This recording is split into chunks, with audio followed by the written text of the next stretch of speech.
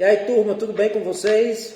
Vou mandar aqui um vídeo para vocês da revisão da nossa disciplina de atividades físicas para grupos especiais, certo? Vocês vão ver que é uma disciplina, que é uma revisão bem gostosa, tá tudo dentro do clima, dentro do conteúdo, né, que a gente foi vivenciando durante toda a disciplina, certo? Então, bora lá. A gente começa falando sobre o diabetes mellitus, né? O DM, a gente vai sempre estar trazendo algumas siglas para a gente diminuir o texto. É uma doença que afeta grande parte da população mundial, principalmente no Ocidente. Desencadeia uma série de distúrbios metabólicos resultantes da deficiência que é a liberação da insulina, bem como na sua ação do organismo, segundo Roberts e Roberts 2000. É também uma doença decorrente da incapacidade total ou parcial do pâncreas, de segregar insulina e em razão da segregação ou inatividade das células. Ainda sobre o diabetes mellitus, é classificado em tipo 1, insulino dependente, em que a hipoglicemia é decorrente da ausência da fabricação de insulina. E ainda o tipo 2, que é o não insulino dependente, no qual é grande a produção de insulina, mas esta não se acopla corretamente ao receptor. E na falta de sinalização adequada, o açúcar permanece em níveis muito altos. Então, a gente percebe a distinção entre esses dois grupos de indivíduos acometidos pela diabetes, né? O tipo 2, não insulino dependente, e o tipo 1, que é o insulino dependente. Em todo o mundo há cerca de 246 milhões de pessoas diagnosticadas com diabetes. Até 2025 esse número deve chegar a 350, então é muito gritante, né, essa situação. 350 milhões, de acordo com a Federação Internacional de Diabetes. Então são dados cientificamente comprovados que isso venha a ocorrer. A doença afeta milhões de pessoas no mundo, sendo crônica, que deve ser controlada. Estima-se que existe no Brasil cerca de 12 milhões de pessoas diagnosticadas hoje, né? E desde 1932, esta é classificada entre as 10 principais causas de morte nos Estados Unidos. E algumas características dessa doença é a micção frequente, a sede exagerada, a fome exagerada, perca rápida de peso e a fraqueza e a fadiga.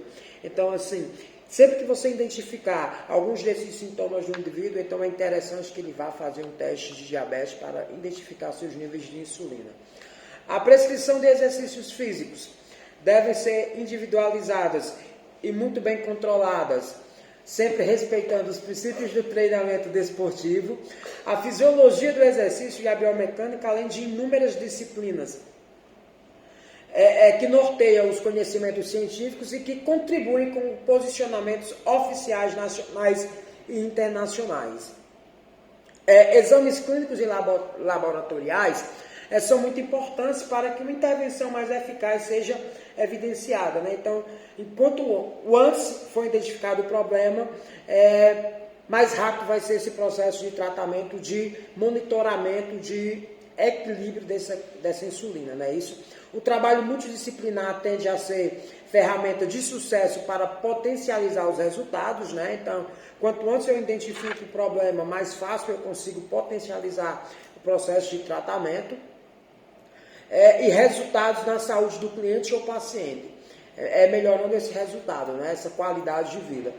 Não está indicada a prática de exercício físico durante o pico da atuação da insulina. Não é indicado a atividade física durante o pico da insulina, certo? Não para o diabético. O diabético, sim, ele precisa fazer, ele é recomendado fazer atividade física. Porém, no pico da insulina, não. A prática de regular de atividade física, como a gente vinha falando, tem sido recomendada dentro da prevenção e do tratamento de doenças cardiovasculares, seus fatores de riscos e outras doenças crônicas, segundo a ACM 2007, PAT 1995. A síndrome metabólica é caracterizada pelo agrupamento de fatores de riscos cardiovasculares, como hipertensão arterial, resistência à insulina, hiperglucemia, intolerância à glicose, diabético tipo 2 e obesidade central e disciplina.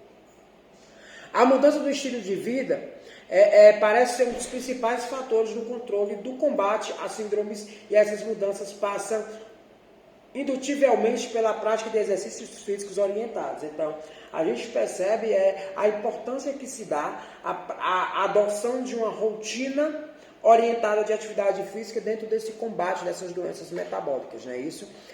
Conceitua-se como diabetes mellitus como um grupo de doenças metabólicas caracterizado pela hipoglicemia resultante do defeito da secreção ou da ação da insulina junto aos indivíduos. A atividade física durante o tratamento oncológico é benéfica e segura. O tipo, o volume e a intensidade do exercício devem ser individualizados de acordo com as habilidades e condições clínicas do cliente, paciente ou a fase em que se encontra com essa doença. Após o tratamento convencional, seja por cirurgia, quimioterapia ou radioterapia, os exercícios físicos se revelam grandes aliados no tratamento do câncer e em suas consequências agregadas. Então, o indivíduo acometido pelo CA, ele pode, professor, estar praticando atividade física? Pode, ele deve.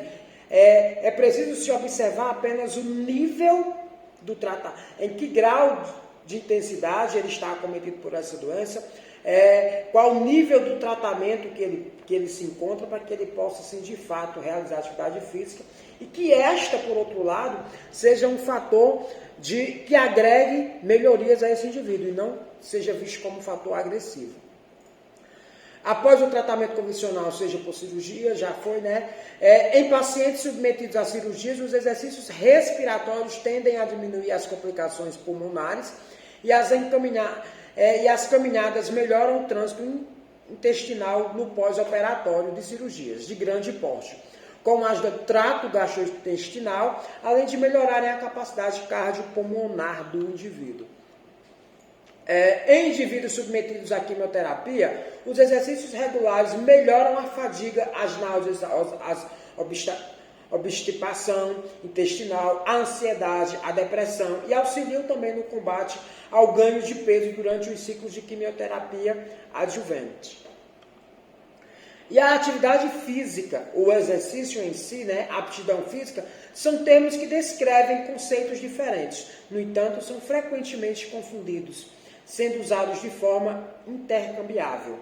A atividade física ela é definida como qualquer movimento corporal produzido pelos músculos esqueléticos, ou seja, que gere gasto energético, e o exercício é um subconjunto da atividade física planejada, estruturada, repetitiva, e tem como objetivo final ou intermediário a melhoria e a manutenção da aptidão física. Então, a atividade física é qualquer movimentação corporal que gere um desgaste ou que gere uma movimentação musculoesquelética e que evidencie um gasto energético.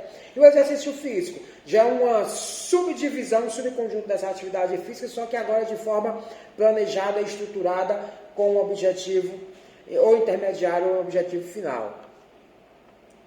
A atividade física é definida também como qualquer movimento corporal produzido pelos músculos esqueléticos que requer gasto energético. E o gasto energético pode ser definido em quilocalorias. A atividade física, como trabalhos elaborados, atividades como demanda da atividade física, como fins de trabalho, são exemplos de profissões de carteiro, do pedreiro, entre outros.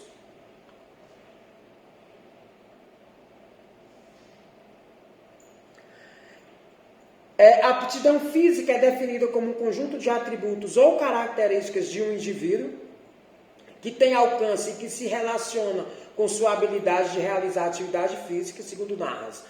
A resistência cardiorrespiratória é composição corporal, força muscular, resistência muscular e flexibilidade. Então, essas são algumas das características, não é isso? Em relação ao exercício físico, esse pode ser classificado e considerado 4 componentes, podendo classificar o exercício físico considerando a via metabólica predominante, considerando o ritmo, considerando a intensidade relativa e considerando também a mecânica muscular envolvida. Considerando a via metabólica, professor, predominante temos anaeróbico, alático, que possui uma grande intensidade e curtíssima duração. Considerando o ritmo, temos o fixo ou constante, o qual não se alterna o ritmo ao longo do tempo. E considerando a intensidade relativa, temos baixa ou leve, a qual temos o repouso de 30% do VO máximo.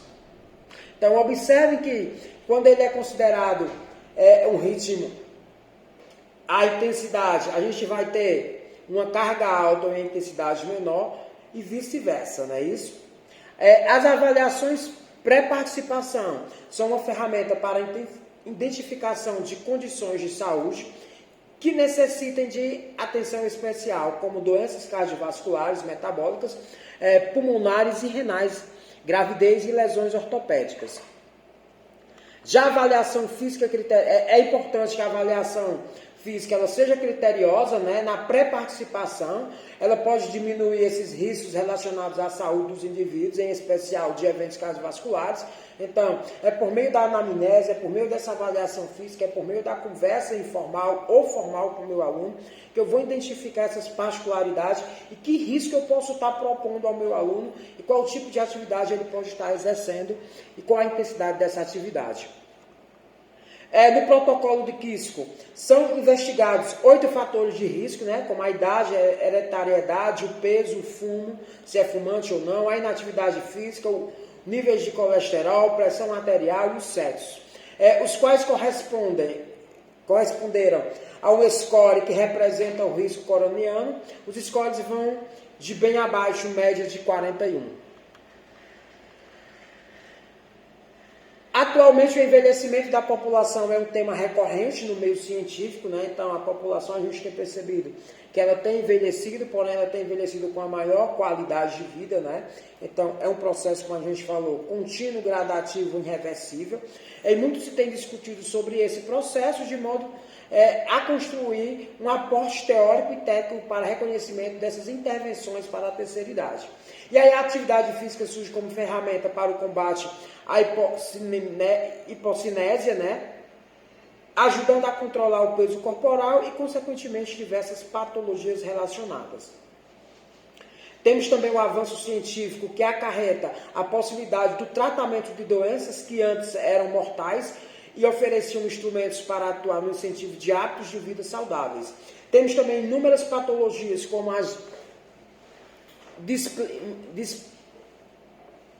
dislipidemias, cardiopatias, diabetes mellitus, hipertensão arterial, mal de Alzheimer, doenças de Parkinson, osteoporose e alguns tipos de câncer, né, que também surgem com o processo de envelhecimento. Necessariamente vão surgir? Não, não necessariamente, mas elas são muito evidenciadas dentro desse processo. Os processos decorrentes do avanço etário provocam prejuízos na AVD, principalmente em razão da diminuição de aspectos como desempenho motor, força, flexibilidade, resistência, velocidade, entre outras capacidades, não é isso? E em relação às habilidades de execução das atividades, os idosos podem ser classificados em 6 níveis de acordo com as suas capacidades funcionais. Onde o idoso tipo 5 ele é considerado atleta. Por volta dos 75 anos de idade, ainda falando do idoso, né, o indivíduo pode chegar a ter uma composição típica de 8% de osso, 15% de músculo e 40% de tecido adiposo. Então, olha essa diferenciação, né, quando a gente pega um indivíduo na criança, quando a gente pega um adulto, quando a gente pega um idoso, então a gente tem essa disparidade com relação a essa composição. Nesse processo, verificamos o aumento da gordura corporal em decorrência de dessas mudanças supracitadas e, consequentemente, o surgimento de diversas patologias. Também são vários os fatores que interferem no processo de envelhecimento, como a herança genética, o estilo de vida, o sedentarismo e a alimentação inadequada. Fatores ambientais, que são os agentes físicos, a radiação, agentes químicos, o tabaco, o álcool e outras drogas, além das doenças crônicas degenerativas que serão desencadeadas durante o processo de envelhecimento. Podem ser desencadeadas, não é isso? Falando um pouco das atividades aeróbicas, são muito importantes para a saúde cardiovascular do idoso, além de ajudá-lo a adquirir melhores condições cardiorrespiratórias, as atividades esportivas auxiliam na manutenção do peso corporal, ativam a circulação sanguínea e ajudam a controlar a pressão arterial, assim como outras patologias. Normalmente, essas atividades mais indicadas por médicos são as caminhadas, hidroginásticas e a dança, exatamente pelo baixo impacto, né? A prática das atividades deve compreender a maior parte dos dias da semana, se possível todos os dias, de modo a maximizar os gastos calóricos pretendidos e os benefícios para a saúde dessa população, no caso a população idosa. A perda do equilíbrio ou instabilidade postural também é uma característica desse público da terceira idade, ou seja, do idoso, né? A perda do equilíbrio desencadeia problemas significativos na qualidade de vida, na funcionalidade e na saúde desse indivíduo. O desequilíbrio ou a instabilidade postural estão associadas a quedas, consequentemente, de fraturas, internações, óbitos, exclusão social e depressão. Estima-se que a prevalência de queixas de desequilíbrio na população idosa alcance 85% desse público e esteja associada a várias etiologias, como a degeneração do sistema sensorial, os déficits musculares esqueléticos, a hipotensão arterial, atrofia cerebral, diminuição de mecanismos de atenção e tempo de reação, contribuindo para alterações do equilíbrio ao executar as atividades da vida diária. Então, a gente observa, pessoal, que quanto mais o indivíduo ele se coloca em situações de prática de atividade física, de prática de atividades diárias, ele vai ter um maior controle desse equilíbrio, desse processo de envelhecimento, que ele vai acontecer, porém com a maior qualidade. E aí, trazendo um pouco sobre a grávida, né? A gravidez enquanto grupo de risco também, enquanto grupo especial. A gravidez é um acontecimento da vida reprodutiva da mulher, em que ocorrem profundas transformações biológicas, sociais e pessoais, exigindo a preparação física, psicológica, social, para que ela possa viver com qualidade essa gravidez, o parto e a maternidade, consequentemente. E a prática de atividade durante a gestação tende a ser benéfica para esse público, onde o exercício físico ele vai fortalecer os grupos musculares e tende também a evitar as dores, algumas dores específicas durante a gravidez. A alimentação também deve ser equilibrada, né? O ganho de peso deve estar de acordo com as recomendações sugeridas durante o período gestacional, para que a grávida e o feto não venham a ter problemas durante a gravidez e o puerpério.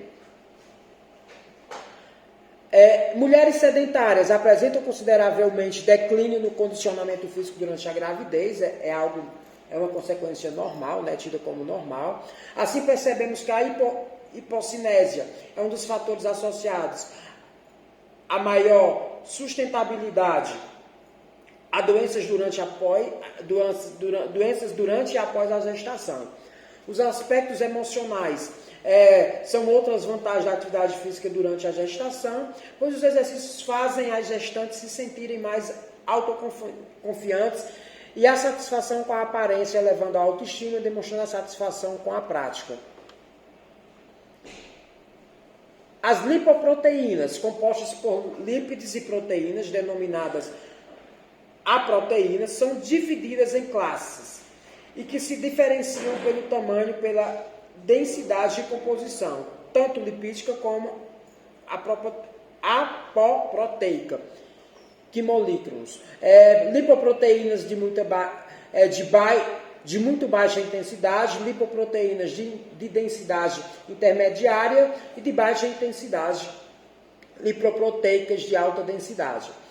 Os valores baixos do HDL são comumente associados ao tabagismo também, dentro dessa situação, à obesidade visceral, dieta muito pobre em gorduras e uso de alguns fármacos. As VLDL são sintetizadas no fígado e a sua principal função é o transporte para o plasma sanguíneo dos triglicerídeos produzidos do fígado. Na última década, a prática da atividade física passou a ser recomendada como intervenção primária e secundária para prevenção de doenças arteriais coronarianas, estável, por proporcionar melhora na capacidade funcional, atenuando a angina em repouso, ou redução da gravidade da isquemia produzida pelo esforço, além da redução de alguns fatores de risco cardiovasculares. Programas de exercícios aeróbicos são os que promovem melhores benefícios para o sistema cardiovascular e para o controle dos fatores de risco. Então, é sempre preciso ter esse equilíbrio quando a gente fala, que equilíbrio é tudo na vida, exatamente durante essas situações. A frequência de exercícios físicos recomenda-se de 3 a 5 vezes por semana em alguns grupos hipertensos e obesos. A frequência pode ser de até 7 vezes por semana. A melhor maneira de se mensurar a intensidade física do exercício é por meio do VO2 e é determinada por testes ergométricos máximo.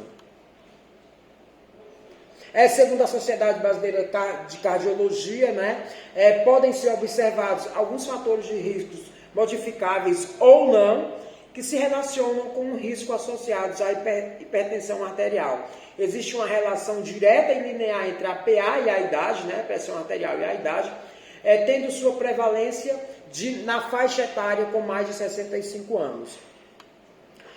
Um dos critérios utilizados para o diagnóstico da hipertensão consiste na presença de valores maior que 14 por 9 miligramas, mensurados em pelo menos 2 momentos distintos mediante de níveis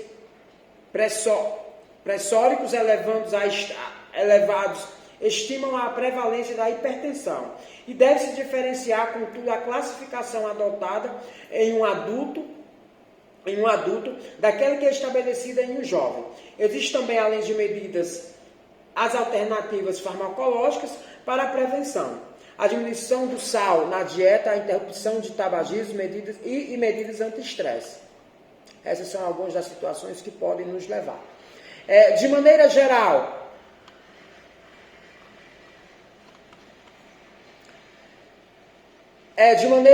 a diabetes é classificada em tipo 1 e tipo 2, falando de diabetes novamente, e uma característica fundamental do diabético 2 é a resistência à insulina. A insulina promove a síntese proteica do triglicerol e seu armazenamento pelo fígado. A triagem da saúde pré-participação antes do início de uma atividade física ou um programa de exercício é um processo com vários estágios de extrema importância. Então, é preciso que exista um processo, até que o indivíduo acometido pela diabetes, ele chegue à prática da atividade física, ele precisa passar por um processo avaliativo até que ele chegue à prática propriamente dita. E isso se faz muito importante para que a gente tenha um suporte de segurança enquanto profissional e também proporcionar segurança para o nosso aluno durante essa prática. É importante a avaliação médica, incluindo o exame físico, teste de esforços por médicos, solicitados por médicos, especializados. Deve ser feita também a avaliação de fatores de risco, doenças cardiovasculares e suas classificação por profissionais qualificados. Outro método é a autoavaliação, que deve ser feita o nosso aluno, e essa autoavaliação a gente traz como exemplo o parquet, onde o aluno ele é responsável por aquilo que ele responde dentro daquela ficha, daquela avaliação proposta. Então, isso a gente chama de autoavaliação. E em relação ao preenchimento, cada indivíduo preenche, sim, para esses itens, para esses sintomas, caso ele sinta ou não. E aí ele é responsável por toda essa assinatura, pelo preenchimento como um todo, e ele se autodeclara responsável por tudo que ele nos transmitiu de informação. Falando um pouco mais do processo de envelhecimento, ocorre mudança nas dimensões corporais, sim, a estrutura corporal anatômica, principalmente na estrutura do peso e composição corporal. e ajustar algumas características, que a osteoporose é um resultado do equilíbrio negativo entre a formação e a reabsorção óssea. Com o avançar da idade também ocorre um declínio não linear da capacidade funcional dos diversos sistemas, então é uma conjuntura de percas. Como medidas primárias de prevenção de doença estão a ingestão de cálcio, a prática de exercício físico e a exposição à luz solar em períodos específicos, certo? Então, pessoal, essa é a nossa revisão, né? Desejo a vocês uma boa prova. A prova novamente será liberada às 14 horas até às 17, certo? Não consegui fazer a prova nesse horário, você irá entrar em contato com a coordenação e solicitar uma avaliação extra.